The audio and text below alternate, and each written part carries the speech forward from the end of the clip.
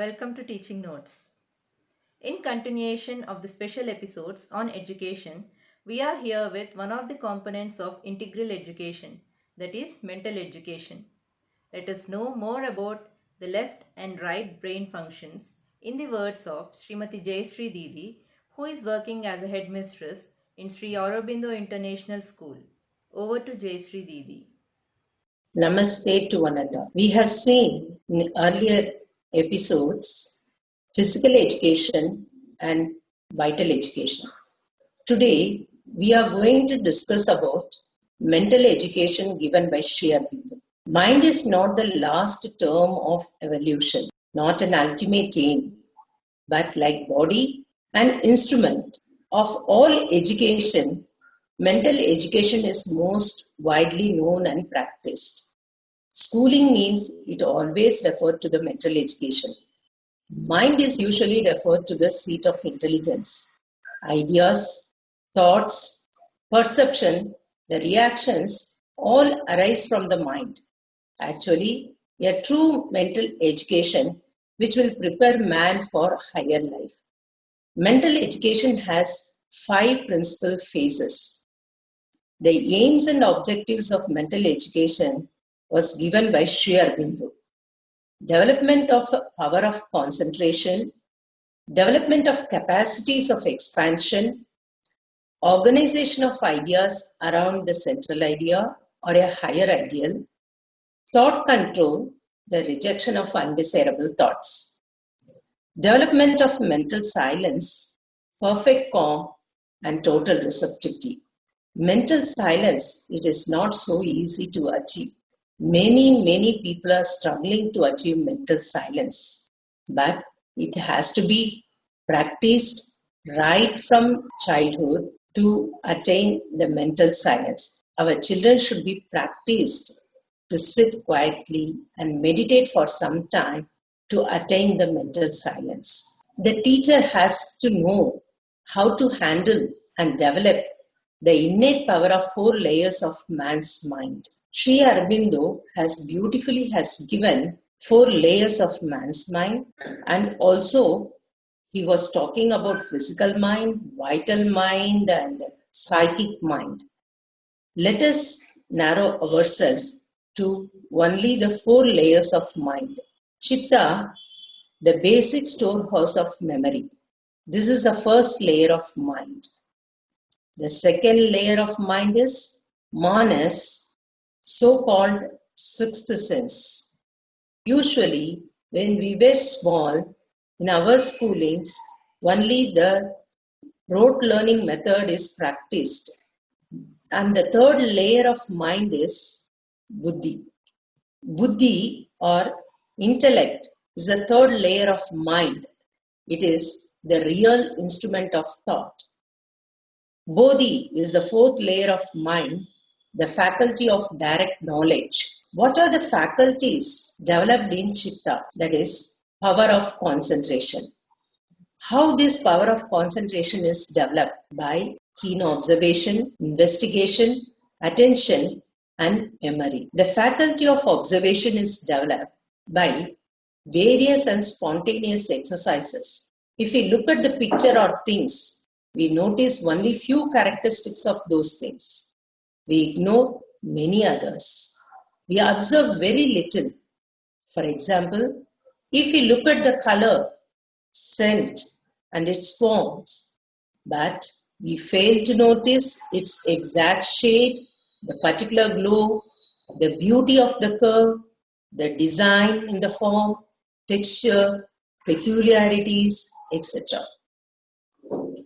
The second layer of the mind is Manas, sense mind. It is also called as mind proper. The images of sight, sound, and touch are translated into thought, sensations, and the power of association is thus developed. Right from childhood, we have to give training to the children to develop the faculties like observation, compare, and judge.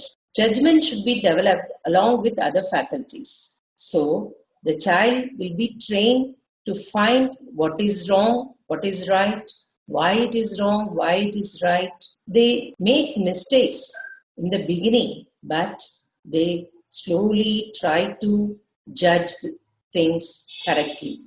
Along with compare and contrast, another faculty to be developed is analogy. The most important and most indispensable instrument of Manas is imagination. Imagination helps in forming mental images. The power of creating thoughts or new combination of existing thoughts or images, the appreciation of the soul in things, beauty, charm, and greatness, hidden emotions, and spiritual life that pervades the world. The third layer of mind is buddhi. Faculties developed in buddhi are critical thinking, constructive faculty, reasoning, and synthesis around a central idea. Buddhi is the thinking mind which stands above all other layers of mind. It reflects, judges, decides what is to be taught and what is to be done, not done, what is right, what is wrong, true or false, etc. We all aware of right brain and the left brain functioning. On awareness, creativity, imagination, intuition, insight, holistic thought, music awareness, all are functions of the right brain. Analytical thinking, logical thinking, language skills, reasoning skills, science and mathematical skills, writing skills and number skills are the functions of the left brain. So the teacher have to give enough practice to the children to develop right brain and left brain functions. Are you a left brain or right brain? Identify yourself first. What are the activities can be given to the children to develop left brain faculties? I am mentioning here few things. Solving puzzles like Sudoku, crossword puzzles, solving maths problems, writing, reading, learning new languages, playing games, playing intelligence and strategy games like brain teasers are the few examples which I am mentioning here to develop the left brain functions. For the right brain functions, few activities which I am going to mention are drawing and painting, playing an instrument, singing, reading, writing and composing songs, playing games that requires imagination, playing colorful and audible intelligence games. Apart from that, I'm going to talk about few activities which teachers can adopt in their classroom teaching. The first activity which I am going to explain to the teacher are inquiry-based learning. Inquiry begins with a desire to discover. Curiosity drives the inquiry process. The process of asking questions lays foundation for keen attention, observation, and investigation. When a student makes hypothesis, he applies information from the past experience that may explain both how and why particular events occur. Another tool which we can use in our classroom teaching are problem-based learning. Define a problem, give a task to the children, ask them to plan and gather the information. Let them sort it out, which is needed, which is not needed in this situation. And let them use the information and test it and come with a conclusion and present it to the whole class. This is another way of teaching children, which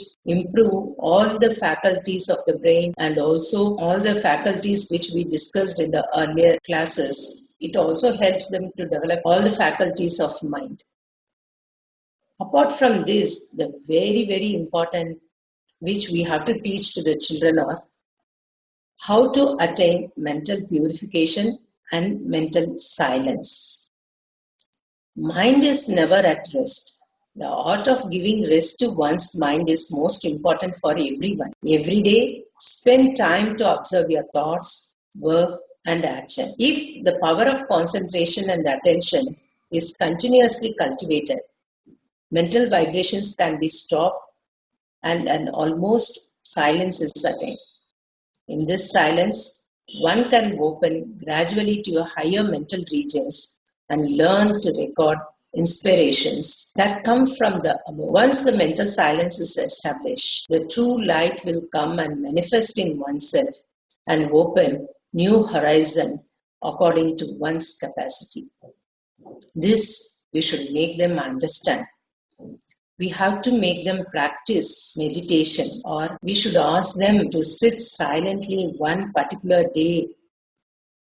We should ask them to practice silence every day. We should encourage them to maintain silence. For the beginners, we can ask them to chant Om. Om will help them to silence their mind. Let us also end this session by chanting Om. Om. Thank you, Didi. That was a wonderful presentation. New viewers, please subscribe our channel to meet us again. Thank you.